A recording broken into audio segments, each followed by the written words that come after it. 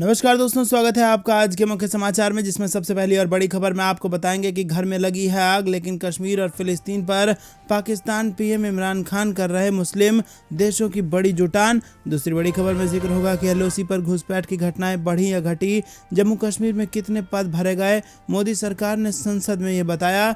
तीसरी बड़ी खबर में आपको बताएंगे कि भारत की यात्रा पर आएंगे इजरायल के पीएम नफ्ताली बेनेट। रक्षा सांसदों की मजबूती के लिए गठित कार्यदल के कामकाज की होगी समीक्षा। चौथी बड़ी खबर में जिक्र होगा कि यूक्रेन जंग में बुरे फंसे चीनी राष्ट्रपति शी जिनपिंग, इधर कुआं उधर खाई जैसे हालात, तोड़ेंगे पुतिन से दोस्ती। और पांचवी बड़ी खबर में जिक्र होगा कि जेल में बंद कैदियों के साथ क्या करने जा रही है मोदी सरकार, लिया बड़ा फैसला।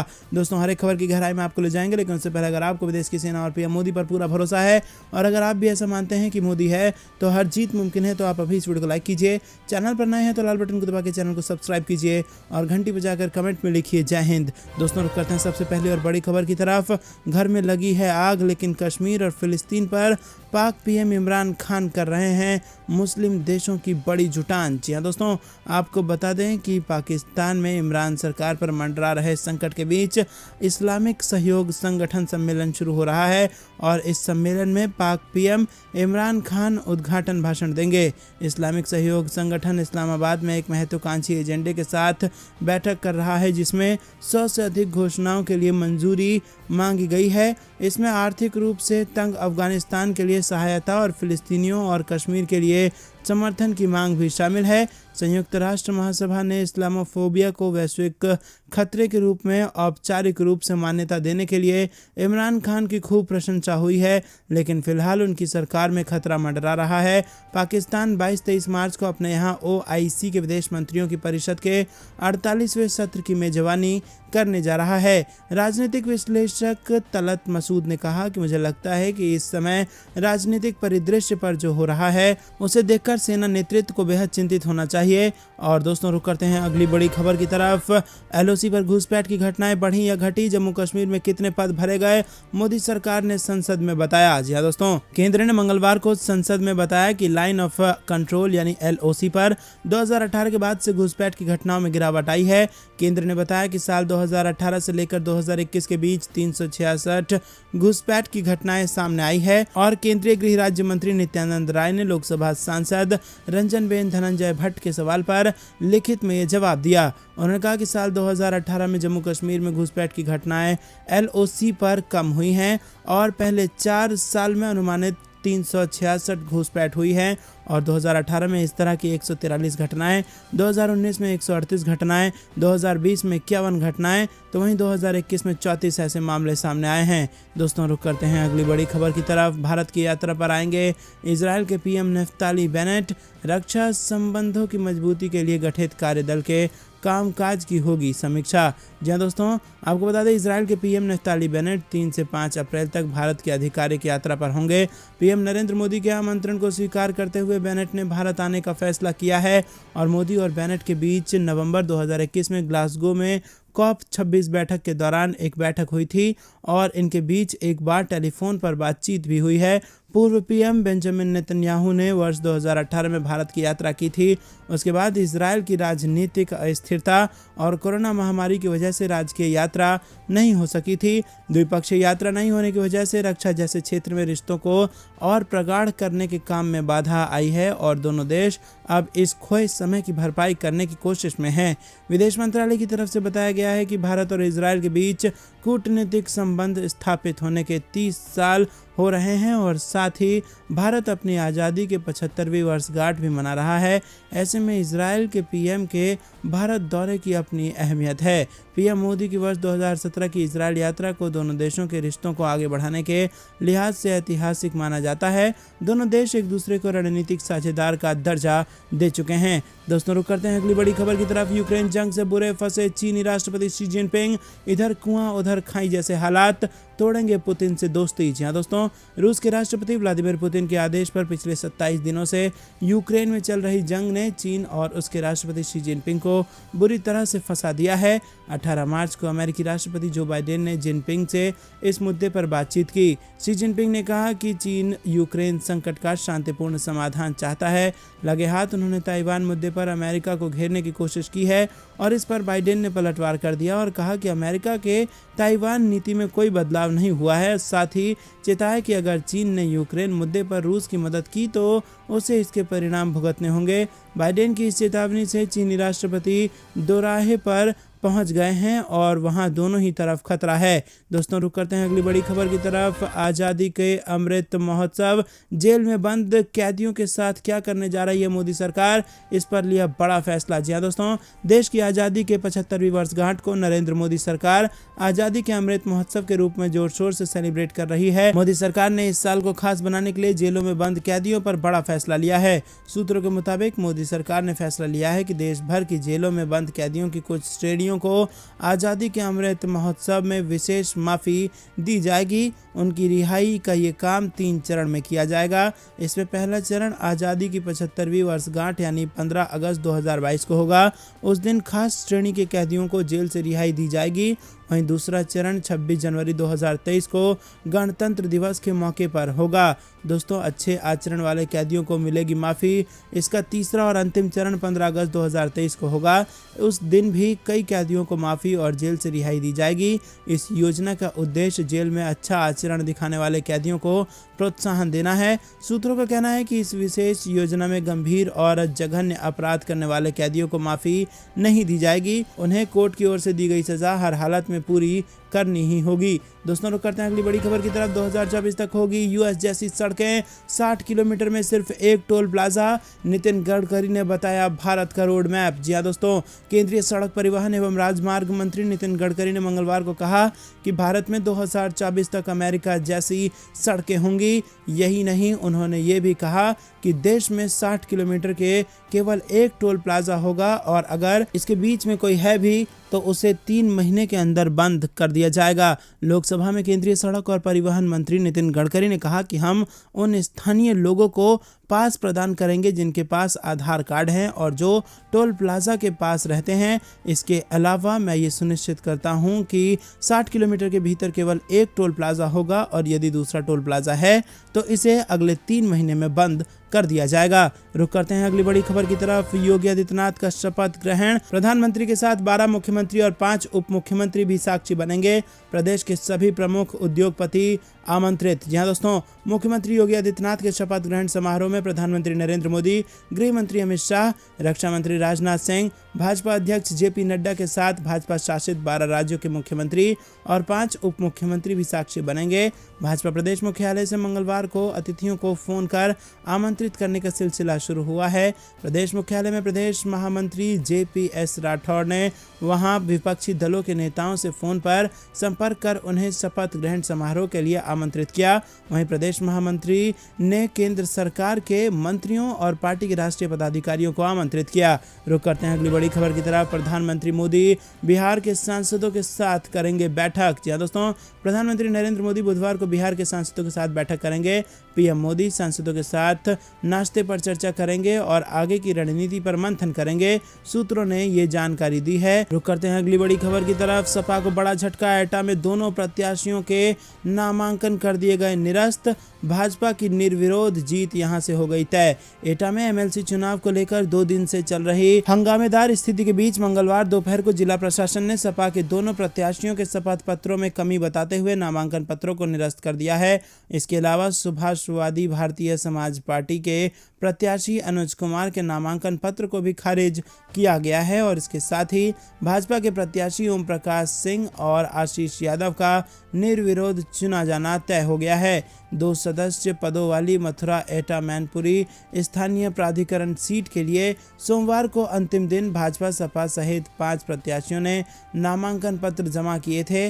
सपा से प्रत्याशी उदयवीर सिंह और राकेश सिंह यादव ने एक वोट में रिटर्निंग अधिकारी डीएम अंकित अग्रवाल को अपने नामांकन पत्र जमा किए और वहीं भाजपा प्रत्याशी ओम प्रकाश सिंह और आशीष यादव ने पर्चा दाखिल किया। मंगलवार को नामांकन पत्रों की जांच हुई। रुक करते हैं अगली बड़ी खबर की तरफ। इमरान खान ने फिर की भारत की तारीफ। इंडियन आर्मी को सैल्यूट कर कहा कि वो करप्ट नहीं है और सरकार में हस्तक्षेप नहीं करते। जी हाँ दोस्तों, आपको बता दें कि पाकिस्तान के प्रधानमंत्री इमरान खान ने एक बार फिर भारत का गुणगान किया है। इमरान खान ने रविवार को एक जनसभा में पाकिस्तानी सेना का नाम लिए बिना कहा कि मैं भारत को सलाम करता हूं, वो अपने लोगों के लिए काम करते हैं। भारतीय सेना भ्रष्ट नहीं है और वो कभी भी लोगों द्वारा चुनी गई सरकार में हस्तक्षेप नहीं करती। वहीं पाकिस्तानी पर्यवेक्षक खान के बयान को पाकिस्तानी सेना पर कटाक्ष के रूप में देखते हैं, जो देश की विदेश नीति और नागरिक सरकार को नियंत्रित करती है। ऐसी खबरें हैं कि इमरान खान को पाकिस्तानी सेना प्रमुख जनरल कमर जावेद बाजवा और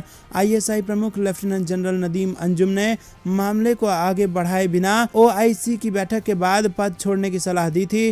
सूत्रों के अनुसार इमरान खान ने बाजवा से तटस्थता के बारे में शिकायत की और जबकि सेना प्रमुख ने उन्हें संविधान का पालन करने और जिम्मेदारी से कार्य करने की सलाह दी।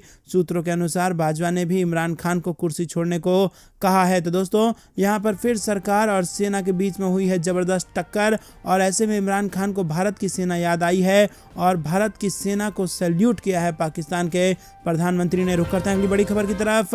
जेलेंस्की का बड़ा बयान, रूस से डरता है नाटो, पुतिन से करना चाहते हैं यूक्रेन के राष्ट्रपति मुलाकात। जी हाँ दोस्तों, आपको बता दें कि रूस के यूक्रेन पर हमले लगातार जारी हैं और इसी बीच यूक्रेन के राष्ट्रपति व्लादिमीर जेलेंस्की ने नाटो संगठन पर नाराजगी जाहिर की है और इसी के साथ आपको बता दें कि उन्होंने कहा कि नाटो को साफ करना चाहिए कि वो रूस से डरते हैं, इसीलिए हमें शामिल नहीं कर रहे हैं। जेलेंस्की ने कहा कि नाटो को या तो अब कहना चाहिए कि हमें स्वीकार कर रहे हैं या खुले तौर पर कहें कि वो हमें शामिल नहीं कर रहे हैं क्योंकि वो रूस से डरते हैं। जेलेंस्की ने कहा कि फिर हम शांत रह सकेंगे और ये कह सकेंगे कि नाटो के कुछ सदस्य देश हैं जो हमें सदस्यता के बिना सुरक्षा गारंटी प्रदान कर सकते हैं। दोस्तों, आपको बता दें कि यूक्रेन के राष्ट्रपति ने कहा कि हम रूस का अल्टीमेटम स्वीकार नहीं कर सकते। दोस्तों, यहाँ पर आपको बता दें कि फिर से ये बेहद बड़ा टर्निंग पॉइंट सामने आया है जहां पर जेलेंस्की ने नाटो को एक तरीके से चेतावनी दी है और पुतिन से मीटिंग करना चाहते हैं, इसकी इच्छा जताई है। रुक करते हैं अगली बड़ी खबर की तरफ। विश्व जल दिवस पर पीएम मोदी का संदेश, पानी की एक एक बूंद को बचाना है। जी हाँ दोस्तों, प्रधानमंत्री नरेंद्र मोदी ने मंगलवार को विश्व जल दिवस पर पानी की एक एक बूंद बचाने का अपना आह्वान दोहराया। उन्होंने कहा कि पिछले कुछ वर्षों में जल संरक्षण को एक जन आंदोलन बनते देखना खुशी की बात है। उन्होंने जल संरक्षण की दिशा में काम करने वाले सभी लोगों और संगठनों की तारीफ भी की है। मोदी ने ट्वीट किया है कि विश्व जल दिवस के मौके पर आइए पानी की एक एक बूंद को बचाने के अपने संकल्प को दोहराएं। हमारा देश जल संरक्षण और स्वच्छ पेयजल तक नागरिकों की पहुंच सुनिश्चित करने के लिए जल जीवन मिशन जैसे कई उपाय कर रहा है। इसी के साथ आपको बता दें कि उन्होंने कहा कि पिछले कुछ वर्षों में देश के सभी हिस्सों में हो रहे अभिनव प्रयासों के साथ जल संरक्षण को एक जन आंदोलन बनते देखना खुशी की बात है। मैं उन सभी लोगों और संगठनों की सराहना करता हूं जो जल संरक्षण के लिए काम कर रहे हैं। प्रधानमंत्री मोदी ने जल संरक्षण के महत्व और इस संबंध में उनकी सरकार की ओर से किए जा रहे प्रयासों से जुड़ा वीडियो भी ट्विटर पर साझा किया है। दोस्तों, रुक करते हैं अगली बड़ी खबर की तरफ। मुख्यमंत्री योगी आदित्यनाथ 25 मार्च को लेंगे शपथ, 4 डिप्टी सीएम के साथ बनेंगे 55 से 60 मंत्री। जी हाँ दोस्तों, उत्तर प्रदेश के मुख्यमंत्री योगी आदित्यनाथ की शपथ ग्रहण की पूरी तैयारी हो चुकी है और सूत्रों के मुताबिक यूपी में इस बार 3 से 4 डिप्टी मुख्यमंत्री बनाए जाएंगे और इसके अलावा 50 से 60 मंत्री भी बनाए जाने की संभावना है। मुख्यमंत्री योगी आदित्यनाथ गोरखपुर सदर सीट से विधायक बन चुके हैं और मंगलवार को उन्होंने यूपी विधान परिषद की सदस्यता से इस्तीफा दे दिया। बता दें कि इस बार यूपी की बीजेपी सरकार में 3-4 डिप्टी सीएम बनाए जा सकते हैं और डिप्टी सीएम पद की दौड़ में केशव प्रसाद मौर्य, डॉक्टर दिनेश शर्मा, बेबी रानी मौर्य और असीम अरुण और ब्रिजेश पाठक का नाम आगे है। इसके अलावा मंत्रियों की लिस्ट 24 मार्च को फाइनल हो सकती है। गौरतलब है कि यूपी सरकार में इस बार मंत्री 2024 के लोकसभा चुनाव को ध्यान में रखकर बनाए जाएंगे। अपना दल एस और निषाद पार्टी के कोटे से भी मंत्री बनेंगे। मंत्रिमंडल के लिए दिल्ली में नामों पर चर्चा चल रही है और मंत्रिमंडल के लिए 132 नामों पर चर्चा की जा रही है। यूपी सरकार में ब्रिजेश पाठक, आशुतोष टंडन, राजेश्वर सिंह, मोहसिन रजा समेत कई सारे ऐसे नाम हैं जो भावी मंत्री हो सकते हैं। दोस्तों रुक करते हैं अगली बड़ी खबर की तरफ, जो कि गुजरात से आ रही है। गुजरात चुनाव से पहले बीजेपी का दाव, पाटीदार आंदोलन के दौरान दर्ज केस लिए वापस, पर हार्दिक पटेल पर चलेगा राजद्रोह का केस। यहाँ दोस्तों गुजरात में इस साल के अंत तक विधानसभा चुनाव होना है। गुजरात सरकार ने इससे पहले बड़ा दाव खेला है। 2015 के पाटीदार आरक्षण आंदोलन के संबंध में दर्ज 10 मामलों को वापस ले लिया गया है और उस समय आंदोलन की अगुवाई करने वाले हार्दिक पटेल समेत कई आंदोलनकारियों के खिलाफ राज्य के विभिन्न हिस्सों में कई मामले दर्ज किए गए थे। हार्दिक पटेल बाद में कांग्रेस में शामिल हो गए थे। लोक अभियोजक सुधीर ब्रह्मभट्ट ने कहा कि मामलों को वापस लेने के लिए विभिन्न अदालतों में आवेदन किए गए हैं। उन्होंने बताया कि राज्य सरकार ने जिलाधिकारियों को भी इस मामले में निर्देश भेजे हैं। दोस्तों रुक करते हैं अगली बड़ी खबर की तरफ। सलमान खान को बड़ी राहत, अब सभी मामलों की एक साथ राजस्थान हाईकोर्ट में होगी सुनवाई। जी दोस्तों, काला हिरण शिकार मामले में आरोपी बॉलीवुड स्टार सलमान खान को सोमवार को राजस्थान हाईकोर्ट से राहत मिली है, क्योंकि इसने उनकी उस याचिका को स्वीकार कर ली है जिसमें उन्होंने सत्र न्यायालय के बजाय मामले से संबंधित 3 याचिकाओं पर हाईकोर्ट में ही सुनवाई करने का आग्रह किया था। सलमान खान की याचिका पर सुनवाई करते हुए राजस्थान हाईकोर्ट ने निचली अदालत में चल रहे सभी मामलों की एक साथ सुनवाई के लिए सहमति दे दी है और अब इससे संबंधित सभी मामलों की सुनवाई हाईकोर्ट में ही होगी। दरअसल सलमान खान ने हाईकोर्ट में ट्रांसफर पिटीशन यानी तबादला याचिका दायर की थी, जिसे सोमवार को स्वीकार कर लिया गया है। सलमान खान की ओर से हाईकोर्ट में एक याचिका पेश की गई थी जिसमें यह दलील दी गई थी कि इस मामले में सभी केस एक दूसरे से जुड़े हुए हैं और ऐसे में हाईकोर्ट में ही इनकी एक साथ सुनवाई की जाए। लोक अभियोजक गौरव सिंह को इन मामलों की हाईकोर्ट में सुनवाई होने पर कोई आपत्ति नहीं थी। इसके तुरंत बाद जस्टिस पुष्पेंद्र सिंह भाटी ने हाईकोर्ट में ही सभी मामलों की सुनवाई करने का आदेश जारी कर दिया। सोमवार को हुई सुनवाई के दौरान सलमान खान की बहन भी कोर्ट में मौजूद थी। सलमान खान के वकील ने कहा कि ये उनके लिए एक बड़ी राहत की बात है। दोस्तों रुक करते हैं अगली बड़ी खबर की तरफ। भीषण गर्मी के बीच कई राज्यों में बारिश की संभावना, उत्तर भारत के राज्यों में गर्मी छुड़ाएगी पसीने। जी हाँ दोस्तों, देश के ज़्यादातर हिस्सों में पिछले एक हफ्ते के अंदर अचानक गर्मी काफ़ी ज़्यादा बढ़ गई है और अगर गर्मी का अभी ये हाल है तो मई जून में गर्मी तो लोगों को बुरा हाल कर देगी। मौसम विभाग के मुताबिक आने वाले दिनों में गर्मी से कई ज़्यादा राहत मिलने की कोई खास उम्मीद नहीं है। देश के कई राज्यों में आने वाले दिनों में बारिश की संभावना भी बनी हुई है और दोस्तों वहीं मैदानी राज्यों में दिन में हवा चलने की गति में बढ़ोतरी देखी जा सकेगी। मौसम विभाग की माने तो अभी लोगों को गर्मी से राहत मिलने के ज़्यादा आसार नहीं है। रुक करते हैं अगली बड़ी खबर की तरफ। राष्ट्रपति और पीएम मोदी ने दी बिहार दिवस की शुभकामनाएं। जेपी नड्डा, अमित शाह और राजनाथ सिंह ने भी दी बधाई। जी दोस्तों, राष्ट्रपति रामनाथ कोविंद और प्रधानमंत्री नरेंद्र मोदी ने बिहार के विकास की कामना करते हुए बिहार दिवस की बधाई और शुभकामनाएं दी हैं। इस अवसर पर भाजपा के राष्ट्रीय अध्यक्ष जेपी नड्डा, गृह मंत्री अमित शाह और रक्षा मंत्री राजनाथ सिंह ने भी विश्व को लोकतंत्र की राह दिखाने वाले बिहार के स्थापना दिवस पर बधाई और शुभकामनाएं दी हैं। राष्ट्रपति रामनाथ कोविंद ने बिहार के गौरवशाली अतीत और समृद्ध सांस्कृतिक विरासत का जिक्र करते हुए ट्वीट कर कहा कि बिहार दिवस पर प्रदेश के लोगों को बधाई। बिहार का एक गौरवशाली अतीत और समृद्ध सांस्कृतिक विरासत है। यहाँ के कर्मठ व प्रतिभाशाली लोगों ने देश के विकास में महत्वपूर्ण योगदान दिया है। बिहार के राज्यपाल के रूप में यहाँ के लोगों का अत्यंत उन्हें स्नेह मिला और इस विशेष अवसर पर उन्होंने शुभकामनाएं दी। दोस्तों रुक करते हैं अगली बड़ी खबर की तरफ। और ऑस्ट्रेलियाई पीएम की शिखर वार्ता में उठा चीन का मुद्दा। मोदी बोले एलएसी पर शांति ही बेहतर संबंध का रास्ता। जी हाँ दोस्तों, प्रधानमंत्री नरेंद्र मोदी ने अपने ऑस्ट्रेलियाई समकक्ष स्कॉट मॉरिसन के साथ शिखर वार्ता की और इस अवसर पर पीएम मोदी ने कहा कि पिछले कुछ वर्षों में ही दोनों देशों से संबंध बहुत बेहतर हुए हैं। शिखर वार्ता के दौरान प्रधानमंत्री मोदी ने कहा कि व्यापार और निवेश, रक्षा और सुरक्षा, शिक्षा और इनोवेशन, साइंस और टेक्नोलॉजी के क्षेत्र में आने वाले समय में दोनों देश मिलकर काम करने वाले हैं और इस बैठक में लद्दाख के एलएसी पर पिछले वर्ष की घटना का मुद्दा भी उठा, जिस पर पीएम मोदी ने साफ कहा कि शांति ही दोनों देशों में बेहतर संबंध का रास्ता है। दोस्तों रुक करते हैं अगली बड़ी खबर की तरफ। पीएम मोदी और जापानी पीएम की टिप्पणी से पाकिस्तान को लगी मिर्ची। जी हाँ दोस्तों, आपको बता दें कि जापान के प्रधानमंत्री फूमियो किशिदा ने अपनी भारत यात्रा के दौरान शनिवार को प्रधानमंत्री नरेंद्र मोदी से मुलाकात की। इस मुलाकात के दौरान दोनों नेताओं ने यूक्रेन संकट समेत चीन की आक्रामकता पर भी चर्चा की। मुलाकात के बाद दोनों देशों का एक संयुक्त बयान जारी किया गया है, जिसमें पाकिस्तान और आतंकवाद का जिक्र किया गया है। पाकिस्तान की तरफ से इसे लेकर कड़ी आपत्ति जताई गई है। बयान में पाकिस्तान को लेकर कहा गया है कि दोनों देशों के प्रधानमंत्रियों ने आतंकवाद के बढ़ते खतरे पर गहरी चिंता व्यक्त की और लगातार व्यापक तरीके से आतंकवाद का मुकाबला करने के लिए अंतर्राष्ट्रीय सहयोग को मजबूत करने पर जोर दिया।